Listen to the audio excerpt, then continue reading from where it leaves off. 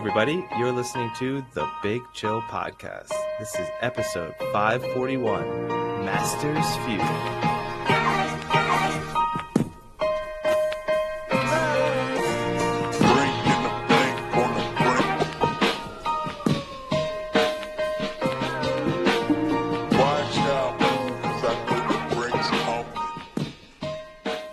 Hello, Big Chillians. Welcome back to the Big Chill Podcast. I'm Frank, joined with Eddie.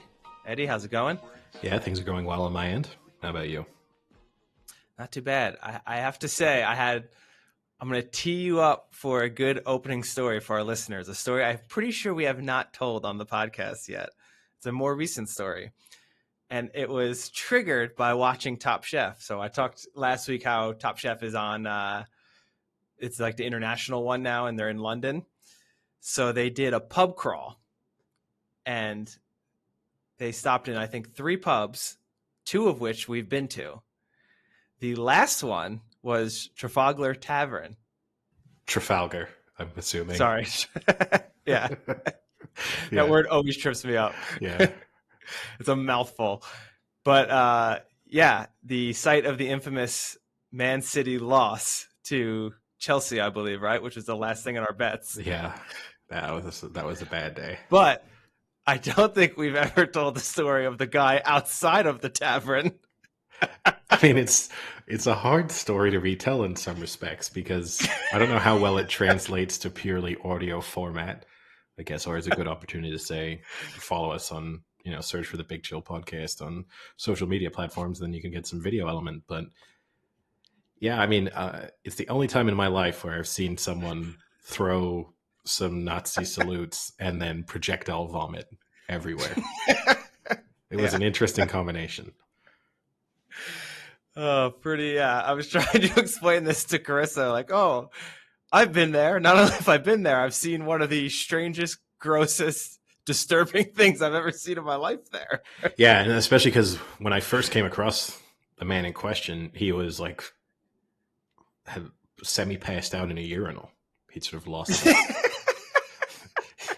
He'd fallen backwards into a urinal and was kind of using it as a makeshift stool, which was an interesting way to come across someone. Are you sure he wasn't shitting himself? I mean, his pants weren't down, so I cannot comment. That doesn't mean anything. No. Yeah, it was interesting to actually see that place pop up. Kind of strange pub to go to on that kind of event. Like, I mean, it's a nice pub in a nice location on a sunny day. Being there, you get a nice view of the river, and it's got a nice space outside, and nice old pub. But it wouldn't top my list of pubs to go to in London if you're kind of trying to get some history associated with the city. So they were saying they were doing places with. So one was history, and then I think that was supposed to be a place that had decent pub food. To give them an example of what English pub food was. I don't remember. Did we eat there? No. I don't think we did. We saw the food. It did look nice. But I mean, it didn't look like anything. It looked like nice pub food, which you could find at, dozens of pubs around London, something equal, if not better. I guess the nice thing from a filming perspective, maybe it's a really big space. So maybe it's more that element that it lends itself. They were all outside on the patio, and it's a pretty big patio. Yeah. With a nice view. Yeah. Until you realize that there was a Nazi throwing up on it. Yeah. If we had sent them that video, they probably would have thought twice about picking that location. So off of that, though, Eddie, I also have another trivia question for you. So I've been hitting you with trivia. In that episode, I think it was that episode, or the next one, they talked about the national fruit and vegetable of England. Care to take a guess? I'll say the turnip. Not the turnip. This is tough. I really have. I don't even know a real starting point because I'm trying to you have the strawberry associated with Wimbledon, but I very much doubt that would be selected. So I'm asking for 2 separate things. No, I understand. Okay. I wasn't trying to trick you with the vegetable that's really a fruit. Yeah. No, it's not a tomato, and yeah. Yeah. It's just tough because I'm trying to think of Is this something that you'd say is native to the United Kingdom? I think, yes, they are. Is it a type of berry, the fruit? No. Is it an apple? Yes, it is an apple. I was going to say, think more bland. Yeah. Yes, the apple is the national fruit of England. And the And you national guessed the vegetable. The vegetable. Also think pretty bland. Carrot? No, not as fancy as the carrot in my eyes. It's not as fancy as the carrot. Is it less bland than a turnip? Because turnip's super bland. I don't know. I don't eat much turnips nowadays. I will give you the hint. It is associated with pub food. Pea? Slightly. Yes. The garden pea specifically. It easily grows throughout Britain for centuries. Yeah, those both seem appropriate. It's not as dumb as like the national animal of Scotland is a unicorn. It's nothing that stupid. No. We're not. No, it's not Scottish stupid. Get back-to-back episodes where I can bash the Scottish. Actually, I complimented them last time, so this is just evening things out. I guess from there we can go to European football, because the thing that popped up today that I saw that I wanted to get your take on was you pretty adamant, I think, in our last podcast episode. I think it was on air. It was definitely off air, but it would have also been on air, talking about yelling at the officials and the repercussions for yelling at the official.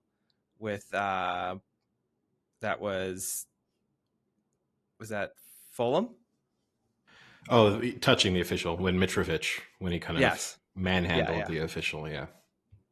And he received an 8-game suspension. Now, is that fair, Eddie? Do you think that's what should be done? Should it be that severe? I actually thought it was going to be slightly more severe, but wow, it's kind of seeing him through to the end of the season, so that makes sense, I guess. But I mean, it seems entirely appropriate to me. I wish it happened more frequently. And as I said on the time that we've discussed it last, I wish, more yellow and red cards were shown to players for interacting inappropriately with officials. But it's, he goes down as his is unique because, I mean, to be as physical as he was with an official doesn't happen frequently. But I think, I don't see why you can say pretty much anything you want to them, but the minute you happen to place a hand on their shoulder, that's crossing the line. I mean, I do get there's a difference between verbally and physically assaulting someone, but still, it's, I wish there were just higher standards across the board. Do you think this will make a change? No, because it's still the anomaly, right? To have someone treat referees in the way in which he did. So, once every couple of years, someone will really overstep the mark and they'll get a pretty serious suspension. But for the most part, it won't change anything. Maybe he'll think twice, I guess. But will he? Probably not. He's fairly when those wires cross. I don't think thinking is high on that priority list. No, he's pretty hot-headed, so there's a good chance this doesn't have any impact on his future behavior. But yeah, I think it's a blow to Fulham, obviously, because he's an important part of their team. So it's the people who will be most punished by it are his teammates and football supporters of Fulham.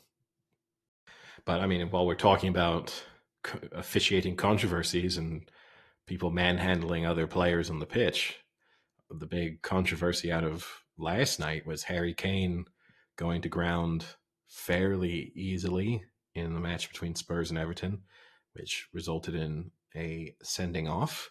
He has received quite a bit of backlash for diving, or at least making the most, I suppose, of some fairly light contact to his face. He's not helped by the fact that his reaction to it seemed slightly delayed. And I can understand the criticism, and I get people saying that with VAR nowadays, it's probably going to be reviewed and it's going to be a red card whether or not you go to the ground. But I don't put it in the category of like full-on diving or cheating, because I just think he was sort of ensuring that the referee paid attention to what had gone on. And it's unfortunate, but I think time and time again in modern football, we see if you don't do that, then there is a possibility that your opponent gets away with something. So I kind of don't blame him for doing what he did. Yeah, that's always the line, I think, with sports, because when you're young, you're always told in almost any sport. I mean, maybe I don't know because I didn't actually play European football, but it's just like just keep playing. Like, don't sit there and complain. It's like like when you're young, like you have to keep playing. But then there comes a point where you realize that if you do not maybe not exaggerate the penalty, but make the penalty more well seen or known, that you're gonna get an advantage from it. So like it's interesting. Like, at what point in your age does it cross over where you don't care about just like playing, just keep going anymore, and you want to get the advantage that you could possibly get from the penalty? So yeah, it's part of the game, right? But it's tough because you're right. It's part of the game, but at the same time, there is a limit to it. There is, but Spurs in the end it ended up being a draw and a disappointing result for Spurs.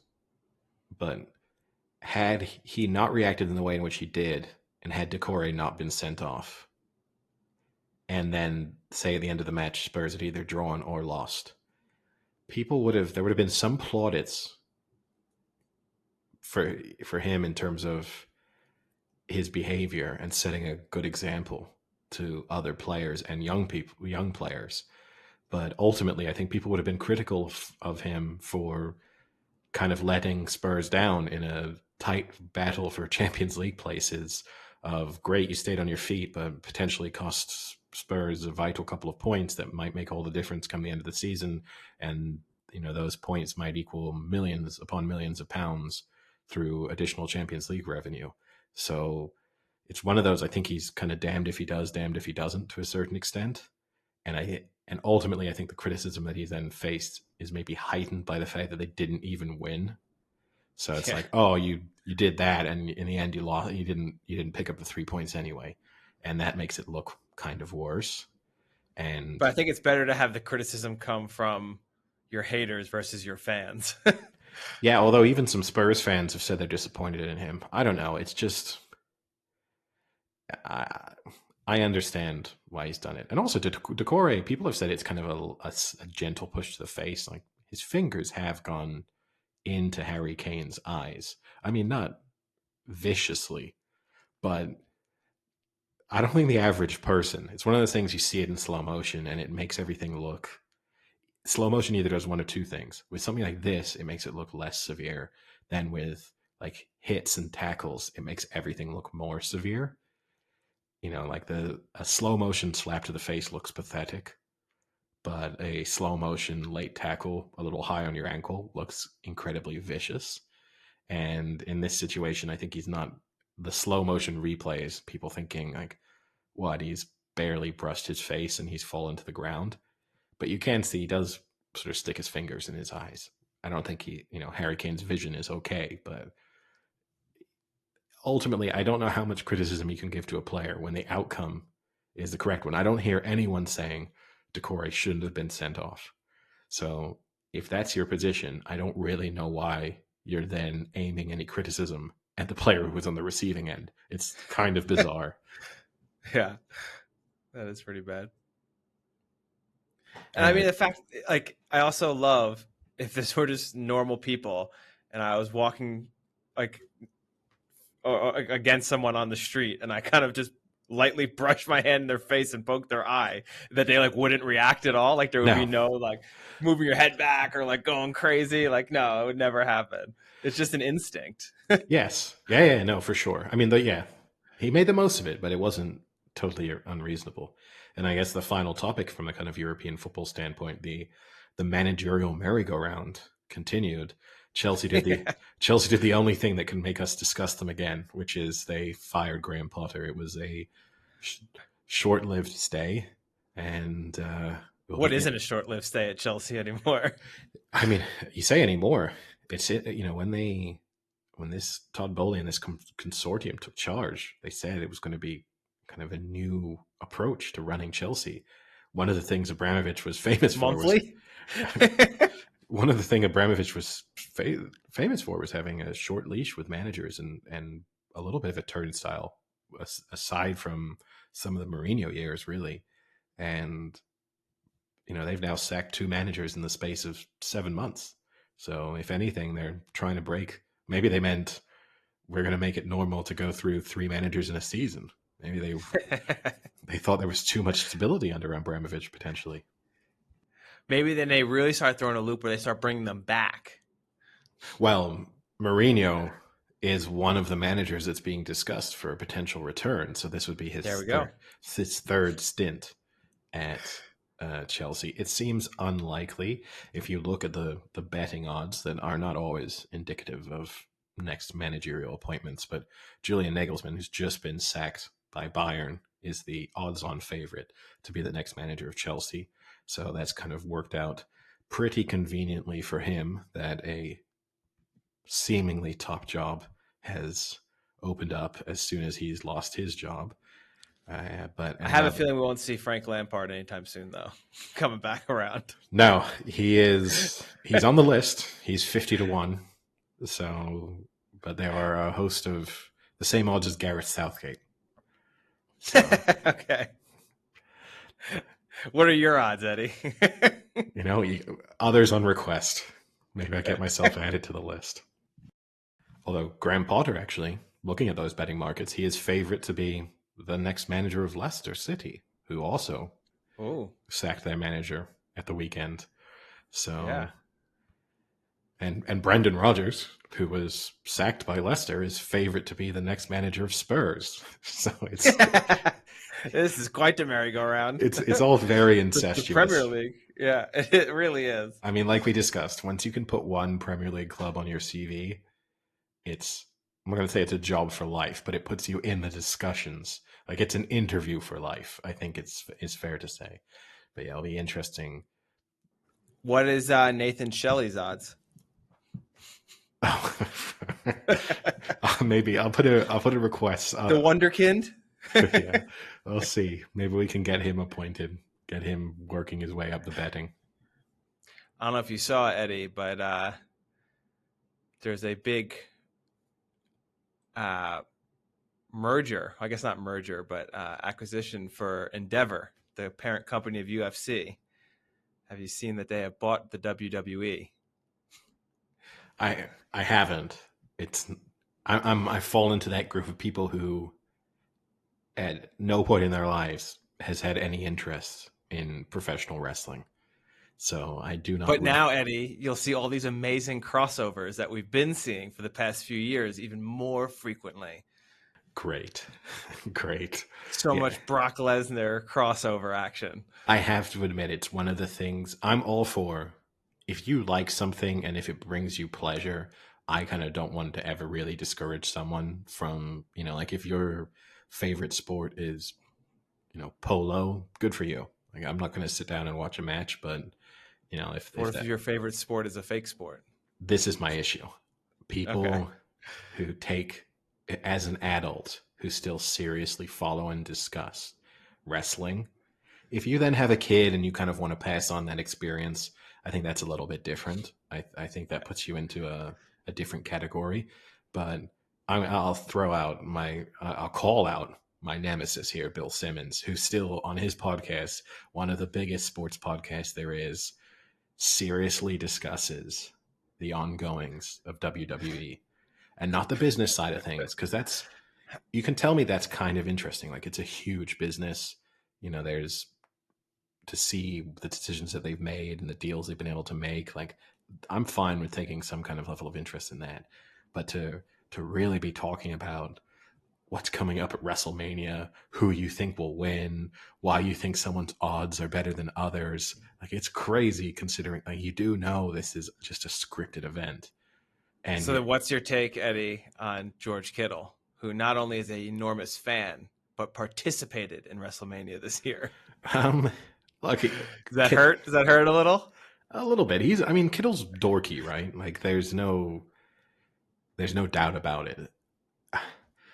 I kind of want to say participating in WrestleMania is probably cool, You know, like you could get me to compete in WrestleMania far more easily than you could get me to How sit. quickly could you win the belt, Eddie? Well, am I a script writer? Because then immediately it's either my easiest or toughest task. I'm not sure. But I think you could get me to compete far more easily than you could get me to sit down and watch WrestleMania in its entirety. If those are the two options. So, do you want to go as far and call people who watch WrestleMania the L word? A Losers? loser. Okay. Yes. um, they're forks. They are the official word of Okay. the Big Chill podcast. They are forks. So, okay. Now I want to throw this out. Which one do you rate more forky? Adults who play Dungeons and Dragons or adults who actively watch the WWE? Oh, adults who actively watch the WWE. Wow. Because I've never played Dungeons and Dragons. You're going to catch some heat from this. I've never played Dungeons and Dragons. You're going to catch a suplex. It's never, or as Bill Simmons says, a suplex. But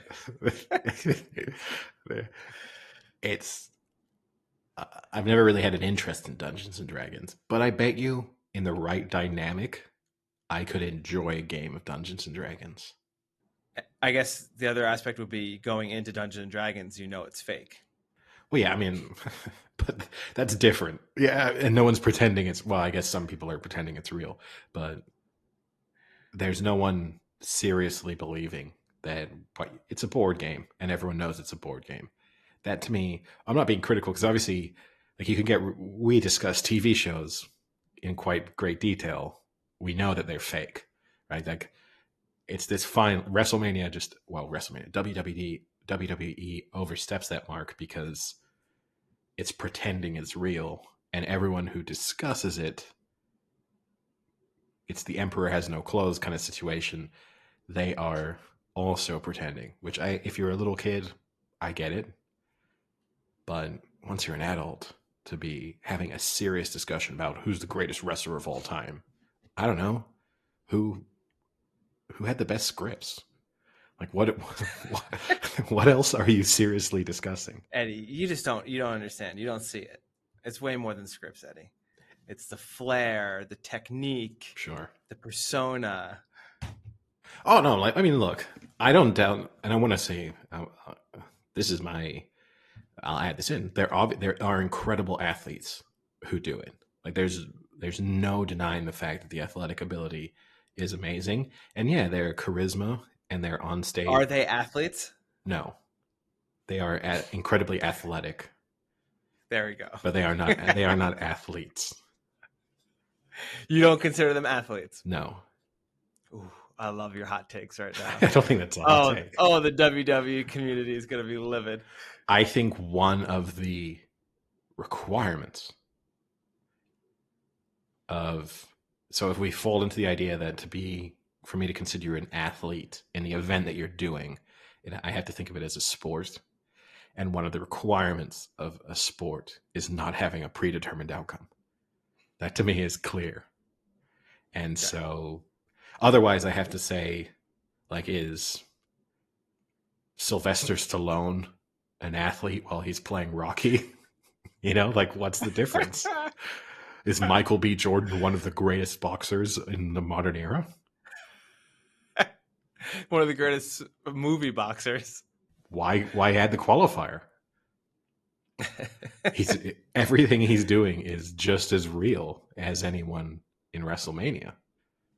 Speaking of SmackDowns, Eddie, Masters coming up. LIV versus the PGA Tour. A lot of shit talking going on already. Fred Couples, the 75-year-old smack talker himself, is not backing down. I'm fine with Fred, because Fred Couples has been outspoken from the start, and I respect that. And slight disrespect, Couples is only 63, not 75. I think, but I respect the fact that he was outspoken from the very beginning and then has just maintained that position. I have less respect for the golfers who have decided. I mean, you can't just fight it forever. I do get that. At some moment in time, it gets boring. So, and you want to discuss other things, so you don't want to be every press conference asking questions, answering questions about LIV Golf if you're a PGA Tour professional. But yeah, I respect. I have no issue. I would be pissed off if I were on the PGA Tour. I'd be pissed off that LIV golfers were turning up to the Masters. So I'd be openly saying that. And I really hope that a LIV golfer doesn't win. I mean, I hope they never win a major, just because they will be so annoying to listen to. And I just add into the fact that I actually don't really like any of the major golfers on the LIV tour, like their actual personalities. I find most of them to be annoying anyway. So I wouldn't have, like, I didn't want Brooks Koepka to win another major before he went to LIV. I definitely don't want him to win another one now that he's at LIV. Yeah, I did find funny though is that Fred Couples' quote. Well, he apparently had called Phil Mickelson a nutbag and Sergio Garcia a clown, and then he goes on to say that I've made comments, but they need to understand if you've looked at anything I've ever said, I call myself the same stuff I'm calling them. I just don't think they should bash the PGA Tour or anything. Just go play golf. So he's called himself a nutbag and a clown. Nutbag seems strange to call yourself. I could get calling yourself a clown, but nutbag seems. I mean, also too. This is the thing. I think in sports in general, sometimes those are such minor insults that athletes can let themselves get so offended to these minor slights. Like, if I were a professional athlete and someone called me a clown, I wouldn't be, who cares? Like, honestly, who cares? Same with nutbag. I wouldn't be insulted by that. I get called far worse on a daily basis, and I'm not making $100 million. Well, the other thing we love to do for the Masters is discuss the dinner menu. Now, we've done this the past 3 Masters at this point now, where all the winners have dinner. I believe it's today. It should be tonight's dinner. So Tuesday night, all the previous Masters winners get together and they have a dinner selected by the previous year's winner, which this year is Scottie Scheffler. Have you seen his menu? I have, yes. Okay, well, we can still go through it, and you give me your opinions. Yeah. All right, so the appetizer hors d'oeuvre area is cheeseburger sliders served Scottie style. We don't know what that is yet. We'll have to wait for the live tweets for what Scottie style means. Firecracker shrimp with sweet Thai chili and sriracha mayo. Yeah. And a tortilla soup with avocado, crispy blue tortilla strips, sour cream, cilantro, and lime. Look, I'm sure everything they serve every time is delicious. I just think it's a shame when you have all of those resources at your disposal and the ability to pick anything at all to kind of plan a children's birthday party is a slight shame. I hear you. I do. But at the same time, if I walked into a dinner that I was anticipating to be really fancy and I might be slightly disappointed, and someone was like, no, we got the best cheeseburger sliders and firecracker shrimp, all you could eat, I'd be like, hell yeah. The shrimp, I'd be much more excited about. The sliders, I'm sure they're good. I don't know. I'm never that enthusiastic. I like a burger. You can definitely have a bad burger. You can have a bad slider. But I've never eaten a burger or a slider that's like blown my mind, right? I think once you go down the burger route, you're saying, if this is terrible, this is like a 3. If this is amazing, it's an 8. There's no 9, 10. There's no 1, 2. Like, assuming you haven't dropped them on the ground or rolled them in some shit, they're edible. And They're never going to be like, oh my God, this is the greatest burger I've ever eaten. That just doesn't exist. And then the main course, Texas ribeye steak or blackened redfish, family style mac and cheese. I don't know what that means. That's family style. Jalapeno creamed corn, fried Brussels sprouts, and seasoned fries. Now that sounds a little child birthday party to me. That's where you could upscale it a little. If you want to go like a little easy on the appetizers and kind of make it like things that everyone enjoys, you can't then follow that up with mac and cheese and French fries on dinner. And again, I'm sure it's great. And the steak, again, the steak seems basic, but a great steak is a great steak. But it does seem, it seems like a 12, 13-year-old has been asked to plan their favorite meal.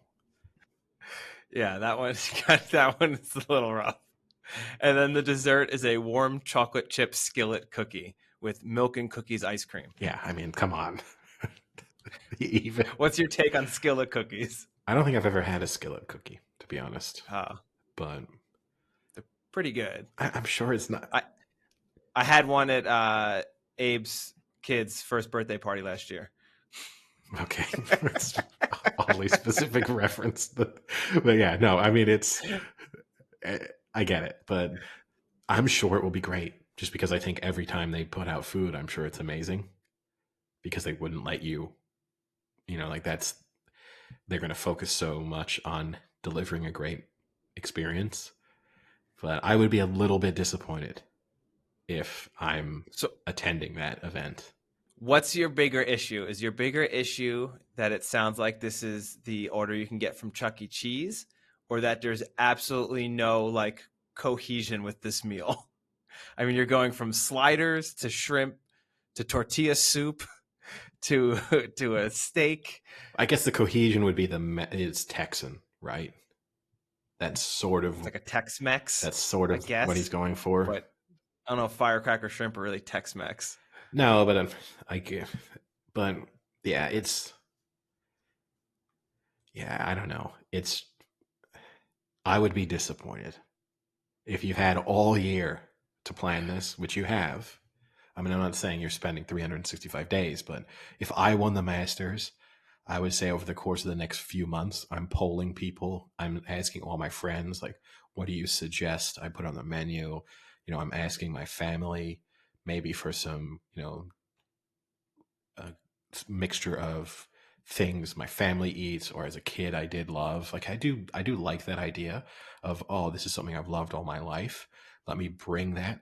But the thing that would disappoint me is if you're going to do hey, this is something sort of from my childhood that I grew up with. Let me bring that and have these people experience them. It's a slider or it's a steak. Like they've all had those. You're not introducing them to something new. Or it's mac and cheese. Now there's a possibility maybe some of them haven't had mac and cheese if they're not American and they've just never ordered it. It's possible, but it's unlikely still. I think that's the bit that would bother me. It's just absolutely every item on that menu is so basic. Yeah, and I mean, he's also originally from New Jersey as well. So he did move to Texas when he was I think 7 or 8, but it's not as if this is it's not like his family are born and bred Texans. They don't own a ranch, and this steak has come from my cattle farm. Yeah, exactly. I mean, it's only 26, so maybe he still just has the palate of a 12-year-old. Face of a 45-year-old, palate of a 12-year-old. evens out. And I want to be clear there. I don't think he's not but Scottie Scheffler has never looked young. Yeah, even when they show him as an amateur in college, he still looks like he's that kid who's in college, or just did you take a few gap years, or did you go off and do a mission for a few years? What's going on? Yeah, he's like Stenson Bennett. Yeah, he has never looked young. I mean, I don't know at what point he just didn't call in KFC and have them do their new sandwich they brought back, Eddie, the Double Down. Do you remember the last time the Double Down was out? Is that the thing where the buns are chicken? Is that what it is? Yes. It's just absolutely disgusting. So it's two fried chicken fillets, and then inside is double cheese, double bacon, and double mayo. The double mayo seems unnecessary, but I don't know how you eat it. Like, that's just accepting that you have no respect for yourself. The second. Well, the reviews say it is a slightly clunky eating experience from trying to cram two stacked chicken fillets into my mouth. It really does just feel like eating meaty, boneless fried chicken with some melted cheese and bacon, which is not a bad thing. I'm not a huge KFC fan, but if you told me good fried chicken with that in between, it tastes good. I'm not like, there's no denying that fact. But you have to look like a fucking sociopath eating it. Just ordering it. I think you place that order, the person you are ordering it from, you have to share eye contact of, you absolute piece of human shit. Like, there is no way that person standing behind that counter has even an iota of respect for you once you've done that. Oh, man. There was one person whose review was, "This sandwich is so incredible. Truly a marvel of fast food. I've eaten 2 each day since Monday." Yeah. Oh, man. I guess. So he's doubling down on the double down. If you like KFC, I don't know. I'm not a KFC fan. So He must be on the Atkins diet. I've only had KFC once in the last probably 10 years. It is not something, and that was with former co-host Sam. I think it's more, who's a huge KFC fan. Big KFC fan. If he were on this podcast, he might have to leave right now to double down. Oh, he used to leave all the time to double down, but this time he'd also go to KFC. But yeah, it's no. I'll ask him his thoughts, and we'll try and share that on a future episode. I don't know if they brought it to the UK, so he might not be able to actually. Ooh. I mean, maybe you can ask them to make you one. That might be it can be one of those secret menu items. Maybe I'll bring one from the US. Yeah, that would be delicious. There was a good argument I heard the other day with the etiquette for air travel and what you should wear. And I personally don't really care. If you want to wear like sweatpants to air travel, that's okay. But the taking the shoes off in the plane is where I draw the line. You can wear, like baggy shorts and sweatpants because you got an 8-hour flight and you don't want to be in like tight jeans or whatever. That's fine. But do not take those shoes off. So, shorts, I'm not a fan. Like, it depends where you have to know if you're sitting in first class or business class. If you're not knocking knees with somebody, I'm fine with you wearing shorts. If you're in the middle aisle of, I don't like the idea of you wearing shorts. I don't want to feel your bare skin on me at any point. So, but you won't have shorts on, so you won't. No, but still, I just don't. Or are you allowed to wear shorts, but no one else is? This is the Eddie rule? No. I mean, this is the Larry David rule. No. Sweatpants, fine. If they're like nice sweatpants. Again, if like you're wearing your stained, awful sweatpants, no. I think airlines should turn people away at that point. No flip-flops. I'm a little more relaxed on this. Because if it's a long flight, you're going to be like sleeping and you want to be comfortable. Well, this is where I'm going to disagree with you slightly. In your seat, I'm fine with you slipping off your shoes if you've got socks on. No. If you've got socks on, I'm fine with that. Disgusting. If you're not going to get up, if you're not going to move. Now, the qualifier here is I'm expecting you to have clean socks and clean feet. Come on. The amount of people who travel like long distances, you're going to run that risk that they haven't been in those socks and shoes for at least 12, 14, 16 hours. But again, this is the problem. So if I have a little degree of sympathy, if you're popping your shoes off on a 2-hour flight, no. But if you're on a 10-hour flight, to keep your shoes on the whole time, like, it is kind of nice to just give your toes a little bit of a wiggle, stretch your feet out a little bit to slip the shoes off for a tiny bit. If you're about to go to sleep, you're just sitting in your. Why can't I take my pants off then, Eddie? I got underwear on. Like, what's the difference? I want to give my legs a little wiggle. I don't think it's quite the same. Let me pop those pants off real quick. I got underwear on. Well, you know what? If you get yourself one of those super expensive private cabins, you can do that. I see no difference. Keep your fucking shoes on. I mean, look, and again, hopefully you're flying in a classy enough airline and, flying class where they provide you with nice socks and you can slip those on instead. Get a nice clean pair of socks on for the rest of your, maybe even some slippers. How would you feel about that? How would you feel if someone popped off, they had like flight slippers that they then popped on instead? Are they doing it in the bathroom? No. I don't get people. So they're still taking their shoes off in front of me. Is this your issue? Is the possibility of seeing socks? Is this like a phobia for you? Yeah, I have a sock phobia. I like feet. I do not know why. Mr. Jeans. Yeah. I get where you're coming from because the vast majority of people's feet will stink. And so I don't really want them taking off. This is a little bit of a rule for me and not necessarily a rule for other people. But if I think you're a clean person, fresh pair of socks and stuff, I'm sympathetic when you're on a long flight. I will certainly take my shoe off at some point to like stretch my foot. Now, I would never. You sick fuck. I would never walk around I would never walk around the cabin. Those people, when you see people like walk to the bathroom just in their socks, like so gross. What world? Then it's flipped. Like you're now just disgusting because why on earth do you think anything you're walking on is remotely clean? Oh, I mean that's why when I go to the bathroom in airplanes, I just piss all over the floor. I fuck with those people. If you see them next in line. Yes. Oh, if I see them next in line, then I shit on the floor. The pee is just a precautionary maneuver. The shit, that's deliberate.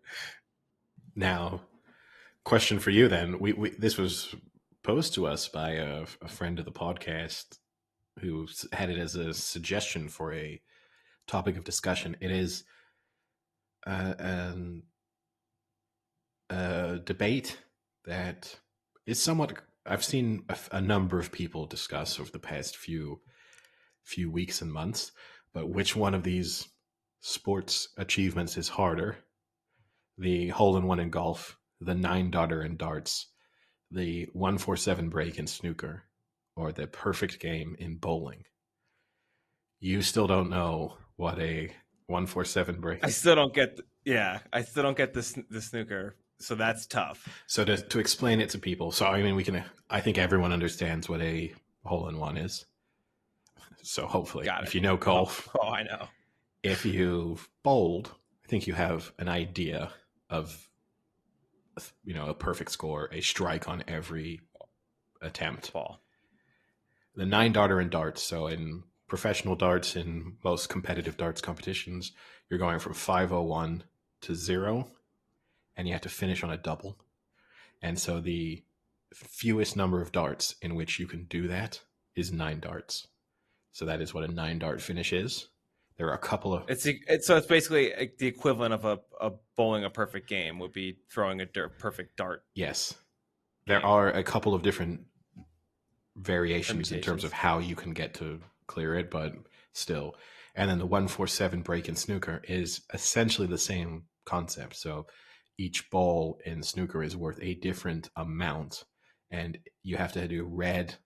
You have to pot a red, and then you have to pot one of the non-red colors, and you alternate that in snooker. And so the highest possible score you can do is red, black, red, black, red, black, until you have cleared all the reds. And then once all the reds are gone, you have to pot the colored balls in a particular sequence. If you do all of that, the perfect score is 147.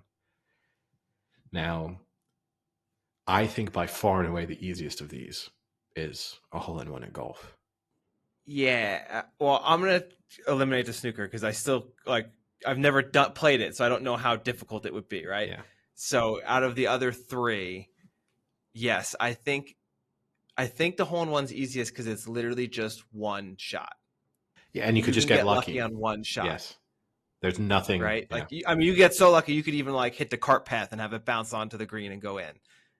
But for instance, in bowling, you can't bowl into the gutter and have it knock out and get You could, but the chances consecutive strikes. but the chances of you getting lucky multiple times in a row is slim. Oh, not maybe for you.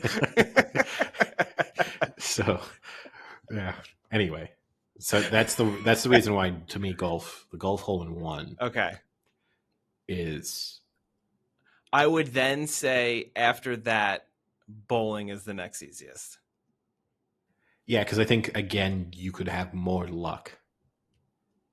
Like, Yeah, if you told me the bigger target. I had to dedicate my life to doing these 4 things, which 4 of them, and that sort of became my obsession. And I have no job, no financial concerns. It's just every day, over the course of a week until I've achieved all 4 of them, I have to dedicate all my time to these 4 tasks. I would feel most confident I'd get the golf hole in one done first. It depends a little bit too. I guess there's a qualifier, right? There's people who cheat sometimes. Like I remember Rick Riley, the former ESPN columnist. He once spent a whole day trying to get a hole in one. He wanted to see how many attempts it would take him. Like, are you allowing me to just sit up at the same par 3 and hit balls and wait till one goes in? Or do I have to get a hole in one in the course of a round? Because there's a huge difference. Yeah, so I'm also now just looking in terms of like what's been televised. So how many 9-dart finishes do you think have been televised? Not that many. I know the first one wasn't that long ago, relatively speaking. I'll say 60. 72. Okay. Hole in ones, there's going to be a ton. Yeah. Because I was also just looking at bowling. There's been 34 televised bowling perfect games. Yeah. So 300s.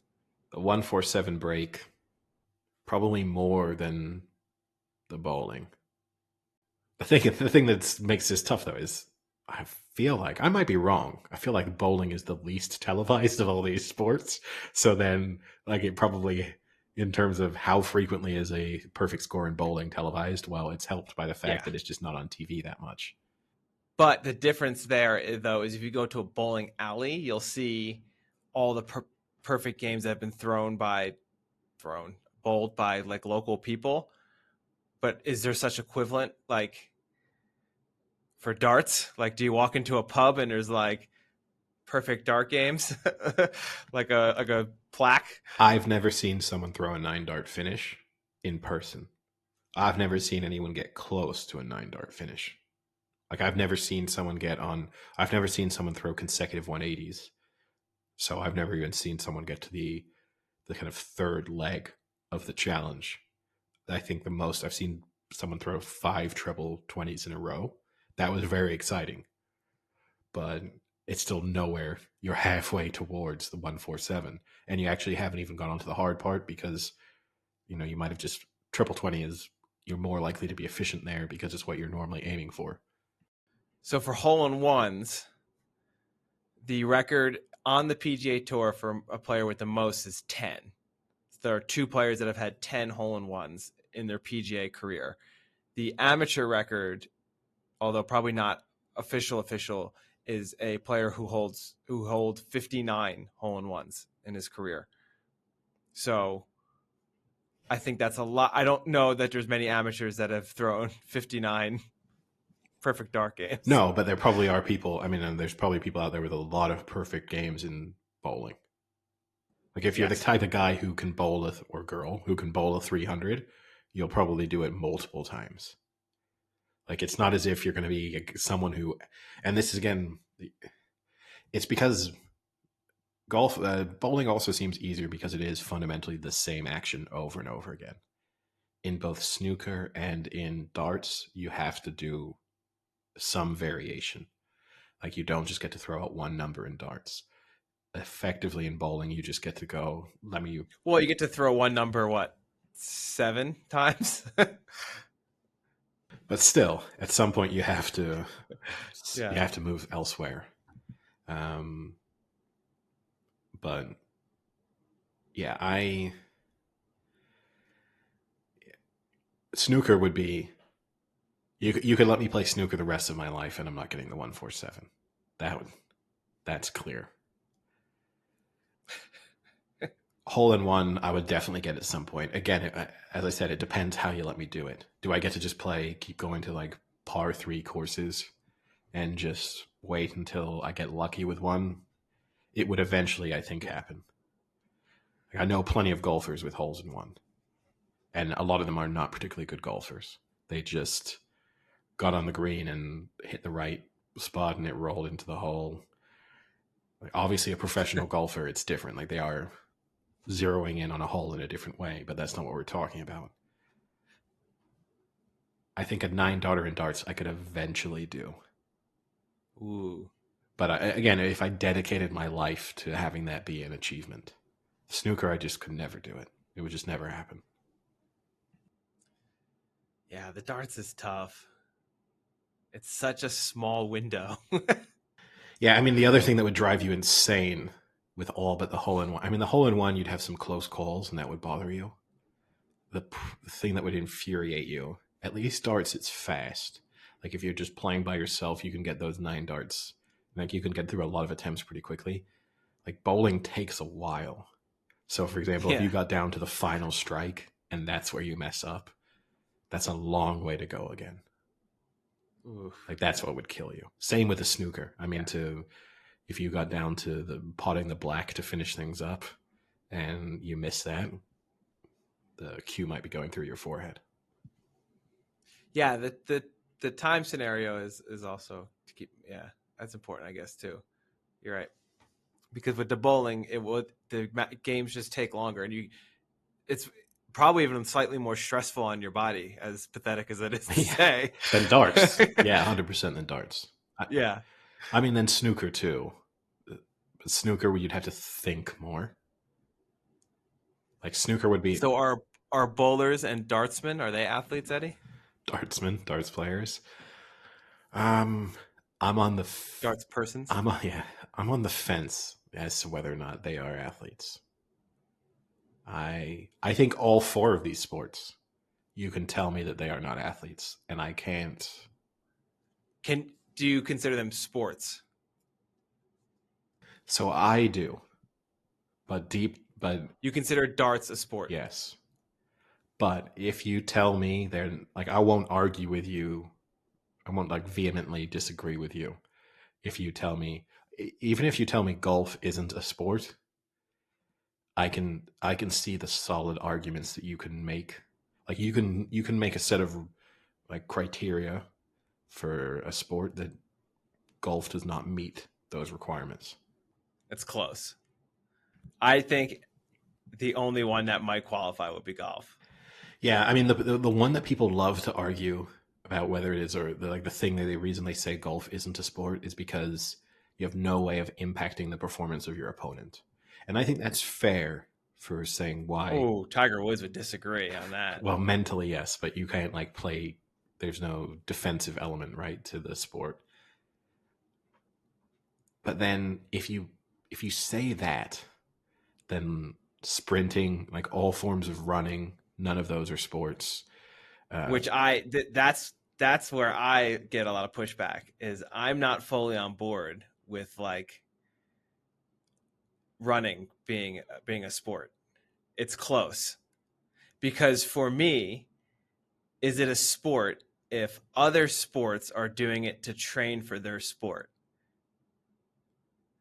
Like, so soccer, football, they're running to train because that's one of the skills in a like skill set you have to perform the sport. Whereas there's only one skill in running, and that's literally just running. Yeah, I mean, you practice it to a finer degree, right? So, like no one's thinking about their running technique to that same level as a track athlete would be. that, like an American football player is not analyzing. But wide receivers do. Like every step they make, and like when they plant and when they cut and do all of that, they're really thinking about it. Yeah, again, the other one I have, so that's one of the criteria I always think about is like, is your sport being used as like a part of another sport? And the other one is, are there outside trainings for whatever you're doing? Like, is someone who throws darts, are they going to the gym to train to be a better dart thrower? Nowadays, yes, for sure. You think so? Yeah, nowadays, yes. Yeah. Gone are the days of just like you go to your pub, have a few pints, throw darts a lot, and then Those days. No, Gone are those days. But that realistically would have been a professional darts player's experience before. It would have been like, well, how do you train? Well, I go to my local darts club, I have pints, and I throw a lot of darts, and I'm pretty good at it, and then I go to a tournament. I think nowadays they'll be, just because, yeah, they'll want strength in their elbows and their shoulders and everything, and also from injury prevention standpoint, they'll be probably working out certain muscles so that they aren't. I think we need to have a darts person on here. We can try if that's the sole focus. What's your training routine like away from the dart, away from the hockey? It would be question number one.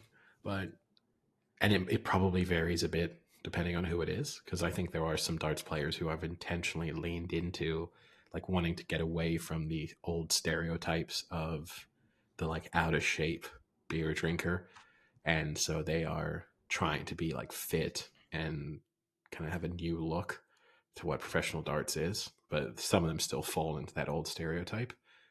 But I think that's a solid point. I guess the argument would be you don't need to go to the gym to be a really good darts player. Like, yeah, there's arm strength required, but it's pretty basic arm strength. Like, it's always one of the things that's interested me, and there have been some successes in recent years of female darts players. I have never understood why male darts players are any better than female darts players. Like, there is no physical advantage. I mean, the only argument, I guess, is just the number of, there are way more male darts players, and so the chances of one of them becoming really good is... I think that's a male-dominated activity. There's a law of averages that comes out there, but it still always slightly interests me. Like, it's, of all the sports, or what some might consider it sports, it would seem, snooker too. Why can't the best female snooker player be just as good as the best male snooker player? Like, there's no reason why they couldn't be. I mean, what about like an eating contest? Is that a sport? Yeah, they train for it. They definitely train. Joey Chestnut is not a professional athlete to me. But what he does is... Okay. But again, this is what becomes tough. If you then... There is no way of having a clear definition of a sport. This is obvious. But because I think most people, for example, I think the only one that I can kind of accept that eliminates competitive eating is the idea that you have no way of... There's no defensive aspect to the game. Like, that basically means that almost every event in the Olympics is not a sport. Because there are very few Olympic events where there is a defensive element. Like, that's why they call them Olympic events and not Olympic sports. And they're the Olympic Games, not the Olympic sports. but like swimming, not a sport. Diving, not a sport. Javelin, like all the track and field events, not sports. That's tough. I mean, even if your definition was very limited to like physical exertion, does competitive eating qualify in that? Yeah, I guess so, right? They are physically exerting themselves. They don't look very happy while they're doing their event. No, it's certainly painful. It requires physical preparation and training. The average person can't do it, right? Like, there's skill involved. Is there skill involved though? That's a question. Is there actual skill in competitive eating? Nah, that's where you might get them. Maybe that's where you get There's it. technique for sure, but I don't know if there's skill. The only skill is some predisposition. It's like a physiological skill. Yeah, being able to just eat a lot and then training so that your stomach can take it more. Having absolutely no sense of shame to just shovel food down your throat in with people looking at you. Like, yeah. And again, I think you should be able to. I wish there were more rules in competitive eating. Like in the hot dog eating contest, I wish they couldn't dip it in water. That's so stupid to me. Like, you should be required to eat a hot dog in a normal way. Oh, like how God intended in the bun. Yes. Yeah, no, I think for sure you should have to eat a hot dog.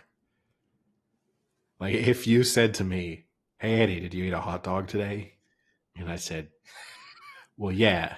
Because, like, at one point I cooked myself a sausage and then, like, stuffed it down my fucking I throat. ate that. And then 10 minutes later, I actually decided, you know what? I wouldn't mind eating a bun. And I just ate a bun. No one would say to me, oh, you ate a hot dog. They'd be like, no, you ate like a wiener or a sausage, and then a little bit later you ate a bun. Like, that's not. Yeah.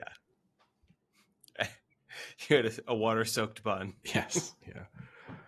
But yeah, it bothers, and I will say I've had this discussion with people plenty of times.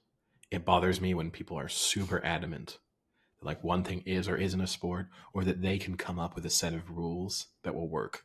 Because I promise you, anyone listening, and again, tweet at us if you think you have the perfect set of rules, but I'm going to think of something that doesn't meet your criteria that you probably think is a sport. Yeah. It's tough. On a TV show update, Ooh. I have 100% given up on The Mandalorian. That's I told you. It's done. It's done. I told you. What episode put the nail in the coffin? Spoiler alert, if you haven't seen the new season of Mandalorian. I think it was episode 5. I just think the endless, here's another challenge. Here's another. Oh, is it when the kid got snagged and brought by the weird bird raptor thing? Yeah, by the dino bird. Yeah, that was. Yeah, I think it was a good run. Season 1 was enjoyable. Brought me kind of back into the Star Wars universe. Congratulations, but it's also forced me firmly out of the Star Wars universe. Well, I think the way in is Andor. That's the way that gets you back in. No. It is nothing like The Mandalorian. It doesn't matter. It doesn't matter. It's almost got nothing to even do with Star Wars. But you know what? This is the reason. Now I have... Because if after season 1 of The Mandalorian, you would have been like, oh, it is nothing like Star Wars. It basically has nothing to do with Star Wars. And then ultimately, actually, I think part of the reason why this bothers me the most, Mandalorian over time, is kind of it has nothing to do with Star Wars. Like, it's total disassociation with the overall Star Wars universe, and just the fact that it seems... No, that's not why it's bad. It's bad because it's the scripts are written by a 4-year-old. Scottie Scheffler. Yeah, Scottie Scheffler. Well, he's been planning his... he set the menu on the Masters on Monday, and on Tuesday he wrote episode 7 of The Mandalorian. Season 3 of The Mandalorian. Yeah, like, it's bad. It's really bad. But, oh well. I've got a serious lack of good TV shows to watch at the moment. It's an issue. Oh, well, that's because you don't watch the good shows. I mean, sure. I don't watch Succession. No, you don't. That's the thing that I know. It just doesn't interest me at all. And I think it... See, that's surprising to me because it's very British humor. I don't doubt... To me, I know it's a joke, and I know that there's an element of satire even within it, and I know it's poking fun at the idiocy that surrounds these incredibly wealthy families, and it's supposed to be kind of the Murdoch family, and looking at their weird inner dynamics and how a lot of them are just complete morons. And what bothers me is it still celebrates an aspect of modern society that I don't like. And I can't watch it. Same reason I can't watch Billions. I can't, even if someone tells me, oh, like ultimately it's showing how they're bad people and it's not so, they don't contribute to society. But yet they're traveling to super exotic locations that you go, Yes. oh, every time you see it. And like everyone wants the life. Yeah, that doesn't bother me too much. Everyone wants the lifestyle that they have in Succession, right? Like you're watching it thinking, wouldn't it be cool to be them? So, Well, partly. well, no, because you're probably thinking to yourself, if I were I could them, do it differently. I would make different Yeah. decisions. And so all of that wealth and opportunity, I wouldn't be as much of a jackass. And so that would be an incredible life. See, now I think they caught some feedback from that in the earlier seasons, and for the most part have dialed it down a little bit. Whereas like season 1, I think it could have been the first episode when they go play baseball for one of the birthdays. They like fly out of New York City on helicopters to like a private field and like play this like upscale game of baseball, and then like fly back on private jets back for like the afternoon meeting or something crazy. Like that was where it was like over the top. But the writing is just so good. I think it's so funny. It's like very dark humor. But then I'll give you, what about Yellow Jackets, Eddie? That's what you should start watching. I have one final point on Succession too. The actors in it, when I hear them speak about the way they talk about the importance of the show, that this is some impactful social commentary, that also bothers me. Like, now, guys, you fucking... Is this just Jeremy Strong? Just all of them. Because he's a psycho. Just all of them. It's like, you guys aren't changing the world through Succession. You are just making lots of money to play people who are far wealthier than you, and most people are watching it thinking, isn't that a cool life? No one is going to stop watching Fox News because they think, oh, those people are supposed to be like the Murdoch family, and they look bad. Like, you are not doing anything. And though, when you just see actors taking themselves far too seriously, and then we then also have to see them on the red carpet wearing extravagantly expensive items of clothing. It's like, which part of the social commentary are you contributing to now? Like, I'm lost. I'm trying to find exactly what it is you're doing to change the world. But that's my final point on why I will not be watching. Succession will not even make my YouTube clip repertoire at any point. Who brutally murdered your imagination as a child, Eddie?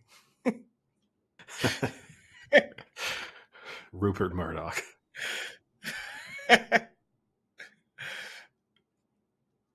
Well, then I think you should watch Yellow Jackets, because that show is genuinely just fucked up. And it's got nothing to do with wealth and extravagance. I actually don't even know if I wanted to watch Yellow Jackets, where I would find it here. How? Yeah. Like, it's... Yeah, because it's on Showtime here, which is rare for a Showtime show to be good. And let's just hope they don't go the route of Homeland, where they decide to do 14 seasons. Oh, I can't wait till one of them starts a relationship with a 13-year-old terrorist. Well, they're 14-year-old girls, so a 60-year-old terrorist. Really get things uncomfortable. But now, if anyone has suggestions for TV shows they think I might like, again, feel free to contact us on Twitter or Instagram, because I am very much open to suggestions. It is, especially as we are nearing the end of the European football season. There's no major football tournaments this summer, so it's going to be a down summer from a sporting perspective. I think I had an S there. So unless I'm going to throw myself into the baseball season, I am in desperate need of a TV show. Well, I guess one way to end this, Eddie, would be after we usually watch our television shows, I'll just peruse whatever's on, and usually in that time frame, there's a Family Feud that's on, and I caught the final round of Family Feud. Could have been one of the worst tandem answers to a question I've seen in a very, very long time.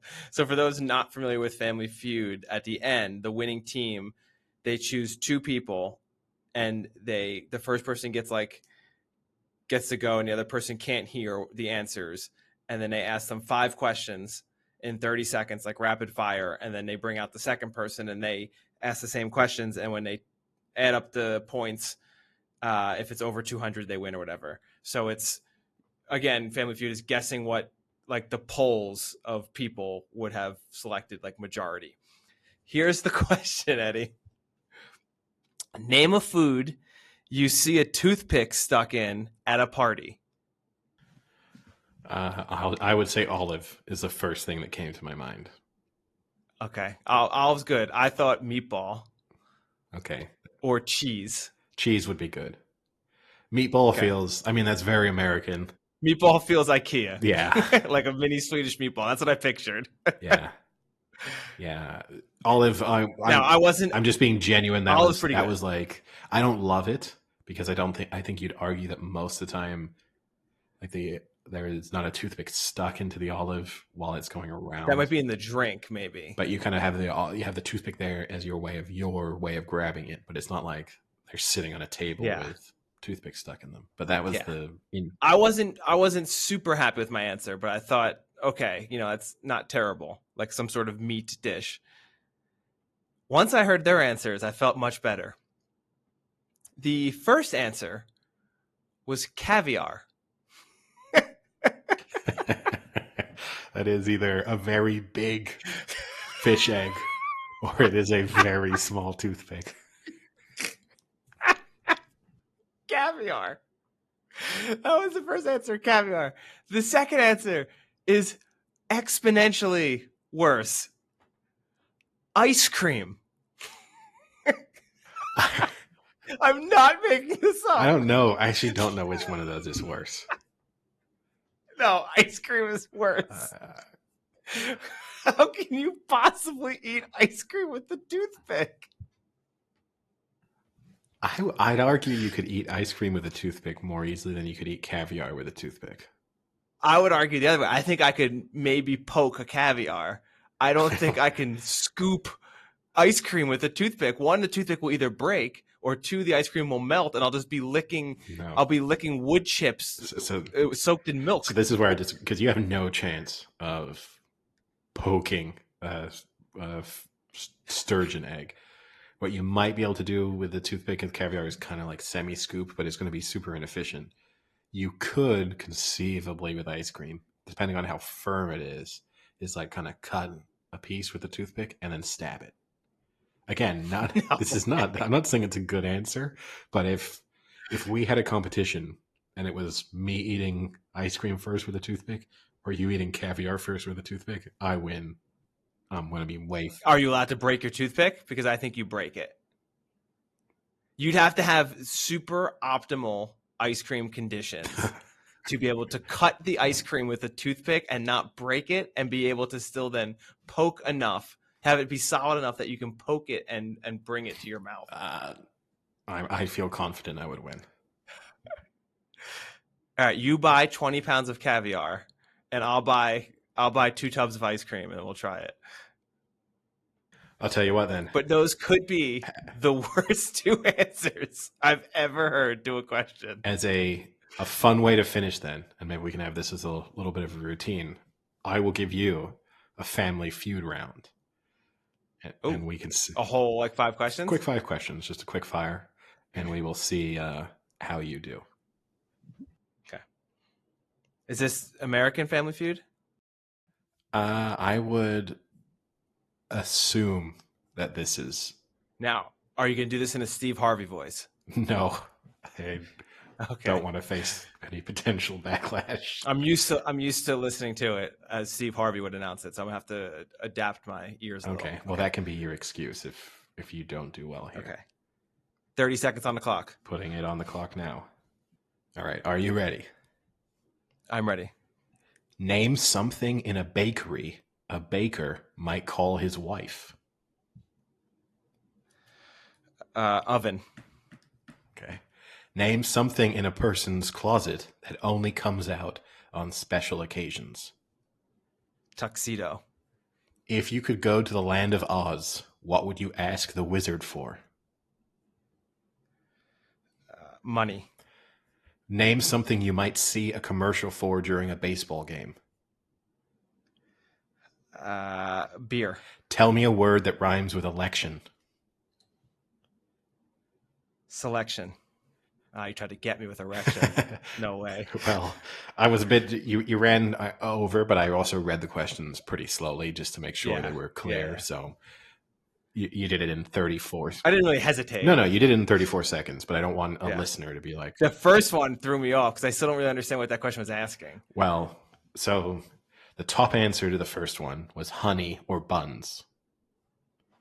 So you score... Oh. Oven was the tied second best answer. Scored you 9. Wow. All right. Top answer was 32. The name something in a person's closet that only comes out on special occasions. You said tuxedo.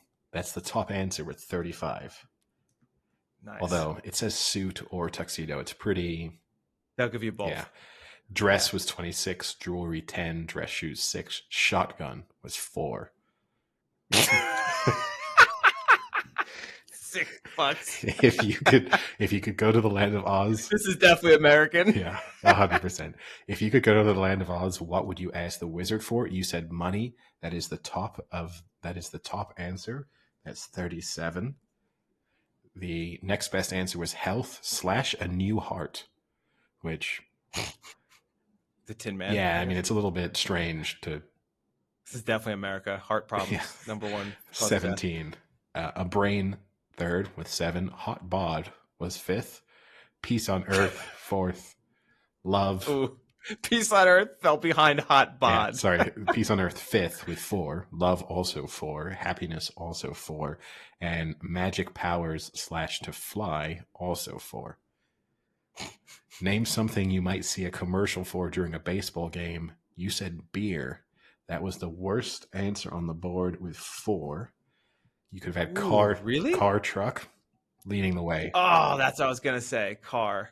I was going to say car. Baseball equipment / jerseys, 26. I think that's wrong. Like, I don't know how often you see baseball equipment commercials during like... I was going to say car, and then my next one was Viagra medicine. So, medication, 6. That would have been slightly better. Baseball games. Wow, beer 4? Yeah, beer 4. And damn, tell me, I was confident in that. Tell me a word that rhymes with election. You said selection. That was the top answer on the board with 32. Erection. You told me I tried to get you. That was the second best answer on the board with 23. And then perfection, detection, protection, rejection, collection, and section. So did I get my 100? You went. Did I pull my You weight? went way over 100 because you had a 35, a 37, and a 32. So heck yeah, you've won the game. Person number 2 is cruising into the finish. Well, let's just say, especially because the baseball one I only got 4, and I didn't really understand that first question. So maybe if you understood it, you would say honey. Well, pretty easily. Now that you've warmed up, final item of the podcast today. I'm going to give you one more, and I'm going to put you in a scenario. Person number 1 has scored 26. So you need 74 to win the prize. Okay. And your first question is, if your dog ran away, name something you'd be surprised he took with him. TV remote. What's something you keep in your car just in case? Umbrella. Name an occasion for which you might wear your lucky underwear. First date. Name something you find in a breakfast buffet. Bacon. If there was a store that only sold husbands, most people would try to buy one with what? Money. All right. I am not Tried to get me on that last one again. I am not sure you got to the 76. No, that was tougher. That was a much tougher one. That first one is weird. So you said if your dog ran away, name something you'd be surprised he took with him. You said the TV remote. Not an answer on the board. I know. The cat was the top answer with 23. That's just a weird question. Leash or collar kind of makes sense. Yeah. His bone was also on there.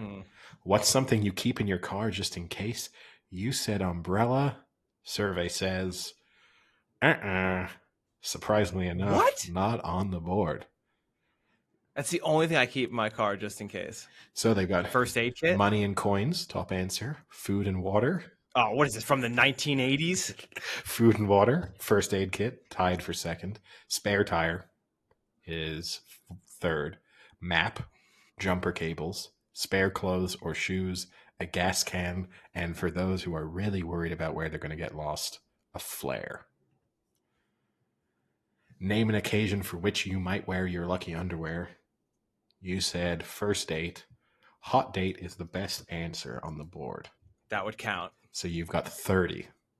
Others included job interview, second best, casino/gambling, third best, sporting event, fourth best, wedding night, anniversary, Valentine's Days, or exams. Name something you find in a breakfast buffet. You said bacon. That's the second best answer with 24. Oh, best answer, eggs. Eggs with 25. Oh, okay, that's close.